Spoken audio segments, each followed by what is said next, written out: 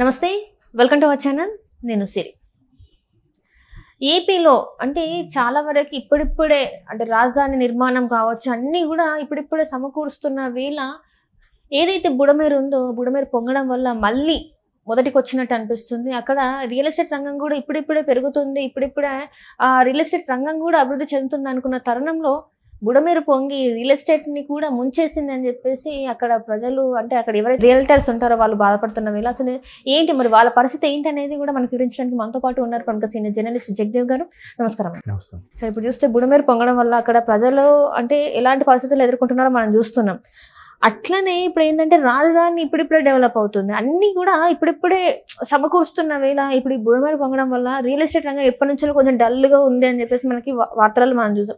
ఇప్పుడిప్పుడే కొంచెం పెరిగింది, 35 నుంచి 40 ఉంది, కాస్త 70 లక్షలు అట్లా అయింది. విల్లాస్ కూడా చాలా వరకు పెరిగినాయి. ఇప్పుడు ఈ బుడమేరు పొంగడం వల్ల రియల్టర్ల పరిస్థితి ఏంది? మరి వాళ్ళు కూడా మునిగిపోయినట్టే కదా. మరి నెక్స్ట్ వాళ్ళు తీసుకున్న స్టెప్ ఎట్లా ఉంటుంది? ఇప్పుడు బుడమేరనే కాదు, ఇక్కడ హైదరాబాద్లో పరిస్థితి కూడా రియల్ ఎస్టేట్ తగ్గింది. ఈ హైడ్రా కూల్చివేతలు కానీ లేదంటే కొన్ని రకాల పరిస్థితుల వల్ల మళ్ళీ సర్దుకోవాలంటే ఏం పడతాయి. అండ్ మోర్ హైదరాబాద్ వేరు, అక్కడ వేరు పరిస్థితులు. సో అక్కడ మీరన్న ప్రకారము ఒక్క బుడమేరనే కాదు, లాస్ట్ సంక్రాంతి ఈ సంవత్సరం 2024 సంక్రాంతి తర్వాత నుంచి ఒక విధంగా రియల్ ఎస్టేట్ బూమ్ పెరిగింది. అప్పటికే జనాల్లో ఒక రకమైన ఫ్రస్ట్రేషన్ వచ్చేసింది. గవర్నమెంట్ ఇంకా ఉండదు, నెక్స్ట్ బాబు వస్తారు, బాబు వస్తేనే బాగుంటుంది అనే ఉద్దేశంలోనే నాకు తెలిసి ఫిబ్రవరి నుంచే మళ్ళీ రియల్ ఎస్టేట్ బూమ్ అందుకోవడం స్టార్ట్ అయింది. అంటే అందరికి ఒక కాన్ఫిడెన్స్ అనమాట, ఇంకా లేదు వైసీపీ ప్రభుత్వం రాదు అన్నట్టుగా. బట్ వాళ్ళు మాత్రం గుడ్డిగా నమ్మారు మాది వస్తుంది అనుకొని వైసీపీ వాళ్ళు. సో అప్పటి నుంచి ఒక్కొక్క కంపెనీ, ఎందుకంటే నేను హైదరాబాద్లో ఉన్నా కూడా నాకు 2-3 రోజులకు ఒక కాల్ వచ్చేది నాకు, సార్ ఇట్లా పలానా విజయవాడకి సరౌండింగ్స్ ఇంత దూరంలో ఉండండి, మీరు ఏం ఫ్లాట్ కొనే ఉద్దేశం ఉందా అండి అంటే కస్టమర్ కేర్ కాల్ చేస్తుంటారు కదా, రిలేషన్షిప్. సో అట్లా వచ్చే ఓహో అప్పుడే స్టార్ట్ అయిందో అనుకున్నా. సో ఇప్పుడు ఈ బుడమేరు సంబంధించి ఎందుకు డౌన్ అయింది అని అంటే గత 5 ఏళ్ళలో కూడా డౌన్ అయింది. ఎందుకు? జగన్మోహన్ రెడ్డి గారు దీనివల్ల కేవలం అమరావతిని నీరు గార్చేశారు. ఇంకా అమరావతిని ఎట్టి పరిస్థితుల్లో క్యాపిటల్ చేయము, వైజాగే మా క్యాపిటల్. ఇప్పుడు వైజాగ్లో ఏం చేశారా? 5 ఏళ్ళు కలిపి ఒక కొండలు తొలిచి ఒక బిల్డింగ్ కట్టారు. సొంతంగా ఎంజాయ్ చేయడానికి ప్రభుత్వ సొమ్ముతోనే ప్రభుత్వ లాంఛనాలతో అన్నీ కట్టారు. అది అందరికీ తెలిసింది, అది పెద్ద ఇష్యూ కూడా నేషనల్ మీడియా వరకు పాకింది, అది మనం చూసాం.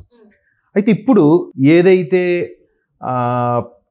అమరావతిని నీరుగార్చే ప్రయత్నం చేశారో దాన్ని మరలా బాబు గారు పునరుద్ధరించడానికి ప్రయత్నిస్తుంటే బుడమేరు వాగు పొంగడం వల్ల సింగ్ నగరం కానీ నందమూరి నగరం ఉన్నాయి దానికి ఆనుకొని, అట్లాగే ఇన్నర్ రింగ్ రోడ్ సంబంధించి, అలాగే ఎయిర్పోర్ట్ కూడా కొంత దగ్గర ఉన్నాయని ఇట్లా రకరకాలుగా మొత్తం మీద ఇన్నర్ రింగ్ రోడ్ ఉంది, ఏరియా బాగుంటుంది, ఇంకా నెక్స్ట్ రాజధాని ఇదే, అలాంటి ఉద్దేశంలో ఇప్పుడే కొనుక్కుంటూ బెటర్, తర్వాత కొనుక్కునే ఉద్దేశంతో చాలామంది కొనుక్కున్నారు. గత సంవత్సరం వరకు అంటే 2023 డిసెంబర్ లోపల వరకు కూడా 30-35 లక్షల అపార్ట్మెంట్, మీరు అన్నట్టుగా 60 లక్షలకు ఒక్కసారిగా ఎలక్షన్స్ తర్వాత చేంజ్ అయిపోయింది. చూడండి, డబల్ అయిపోయింది ఆల్మోస్ట్ ఆల్.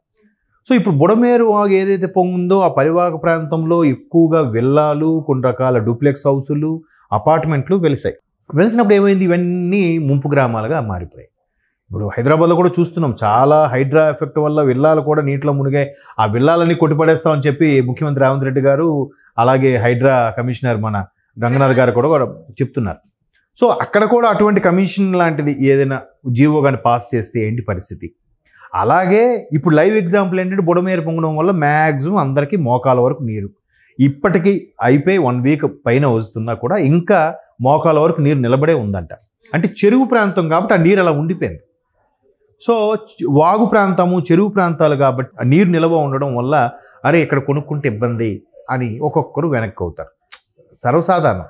దానికి తోడు పక్క రాష్ట్రాల్లో ఇట్లాంటి హైడ్రా లాంటి ఎఫెక్ట్లు, 111 జీవో లాంటి ఉన్నప్పుడు రేపొద్దున బాబు గారు కూడా అట్లాంటి జీవోలు కానీ ఇక్కడ ఇంప్లిమెంట్ చేస్తే మనం కొనుక్కున్న వాళ్ళకి ఇబ్బంది. అందుకు ఫ్యూచర్గా ఆలోచించి బాబు ఇదేమైనా చెరువు పూడ్చిన స్థలమా, లేదా కబ్జా చేసిన స్థలమా, లేదా నదీ పరివాహక ప్రాంతమా, అవన్నీ వెరిఫై చేసుకొనే మనుషులు ఆలోచించి దిగుతారు. దిగలేదనుకోండి ప్రాబ్లం అవుతుంది. ఇంకోటి ఏంటంటే చాలామంది అరే మళ్ళీ బాబు గారు వచ్చారు, వరుస పెట్టి కంపెనీలు వస్తున్నాయి, బాగా ఏఐకి అంటే ఆర్టిఫిషియల్ ఇంటెలిజెన్స్కి హబ్గా మారబోతుంది, యూట్యూబ్కి ట్రైనింగ్ సెంటర్గా మారబోతుంది. మన అమరావతి అనుకున్న సమయంలో ఎక్కడ పడితే అక్కడ వెళ్ళాలి అన్నీ కొనేసుకుంటే ఇప్పుడు మనకి అదే స్థిరాస్తి కదా అనుకున్న వచ్చిన వాళ్ళు కూడా ఎప్పుడైతే బుడమేరు ఇది జరిగిందో అడ్వాన్సులు ఇచ్చిన వాళ్ళు కూడా స్టెప్ బ్యాక్ అయిపోతున్నారు. ఎందుకు? మరలా ఆ దగ్గరలో వాగులు ఏమైనా ఉన్నాయా? ఒకవేళ వాగు గండి కొడితే దగ్గరలో నాట్ ఓన్లీ బుడమేరు, కృష్ణా కాలువలు కూడా ఏవైనా పొంగితే అవి గండి కొడితే పరిస్థితి ఏంటి? లేదు ఇట్లాంటి త్రిపులోంచి ఇలాంటి జీవోలు వస్తే మన పరిస్థితి ఏంటి? మరలా ఇప్పుడు హైదరాబాద్లో కొంతమంది కిరోసిన్ పోసుకొని మీరు నా బిల్డింగ్ కూల్చేస్తే మేము ఆత్మహత్య చేసుకుంటాం లాంటి బెదిరింపులు దిగాలి, అట్లాంటి ఇబ్బంది పడే పరిస్థితిలో వస్తుంది, మొత్తం బూడిదలు పోసిన పన్నీర్ అవుతుందని చెప్పి ఒక్కొక్కరుగా ఆలోచించి స్టెప్ బ్యాక్ అవుతున్నారు. ఒక విధంగా ఏది జరిగినా మనం మంచిగా అనుకోవాలి. ఒక బుడమేరు పొంగడం వల్ల ఓహో ఇక్కడ ఇదంతా లోతట్టు ప్రాంతం, సో వాగు పొంగి ఏమైనా జరిగితే ఇలా జరుగుతుంది.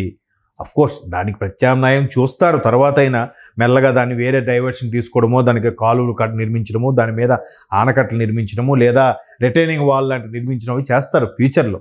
బట్ ప్రస్తుతానికి మనం అది చేస్తారో చేయరో తెలియదు, ఎప్పుడు అవుతుందో తెలియదు అని ముందు జాగ్రత్తగా ప్రికాషనరీగా వాళ్ళంతా ఏం చేస్తారంటే ఒక్కొక్కరు ఇక్కడ మునిగిపోతుంది బట్టి ఈ ప్లేస్ వద్దు మనకి అన్న, మాకు 30 లక్షలకి ఇచ్చినా వద్దన్నా, మాకు రిస్క్.